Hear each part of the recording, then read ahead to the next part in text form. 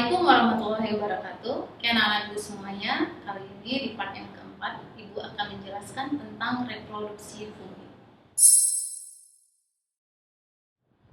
Oke, jadi fungi juga melakukan proses reproduksi untuk memperbanyak keturunannya ya. Jadi cara fungi itu melakukan reproduksi itu ada dua cara. Ada cara secara seksual dan ada yang secara seksual. Oke, reproduksi aseksual fungi.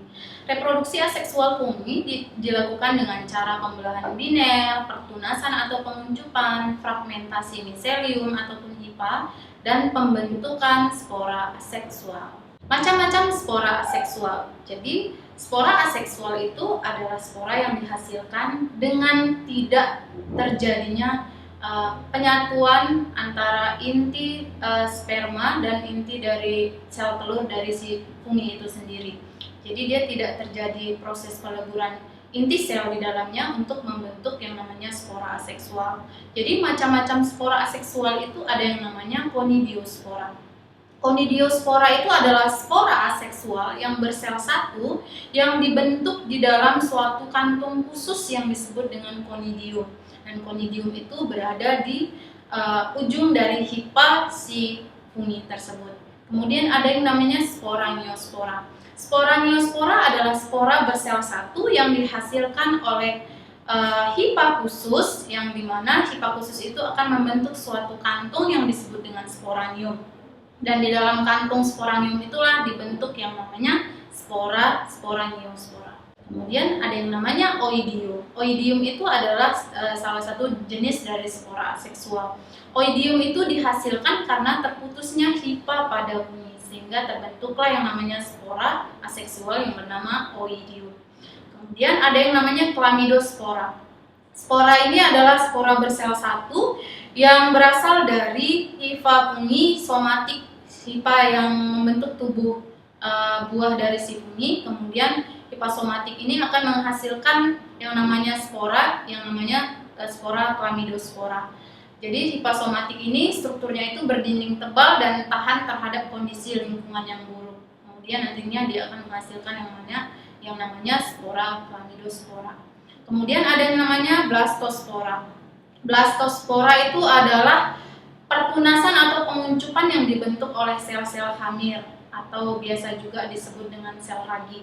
Jadi sel hamir itu atau ragi untuk memperbanyak jumlahnya, maka dia melakukan yang namanya pertunasan atau penguncupan yang disebut dengan blastospora. Oke, kita akan masuk ke pembahasan tentang reproduksi seksual pada fungi. Jadi reproduksi seksual pada fungi itu ditandai dengan pembentukan spora seksual. Spora seksual ini dihasilkan karena terjadinya peleburan dua inti yang berasal dari dua hipa yang berbeda. Ada pada hipa jamur itu ada yang namanya hipa positif dan ada yang namanya hipa negatif. Jadi inti sel dari hipa positif dan inti sel dari hipa negatif akan melebur menjadi satu, maka akan terbentuklah yang namanya spora seksual. Dan ada tipe-tipe dari spora seksual. Ada yang namanya askospora. Askospora merupakan spora bersel satu yang terbentuk dalam suatu kantung khusus yang terdapat pada hifa si fungi atau si jamur.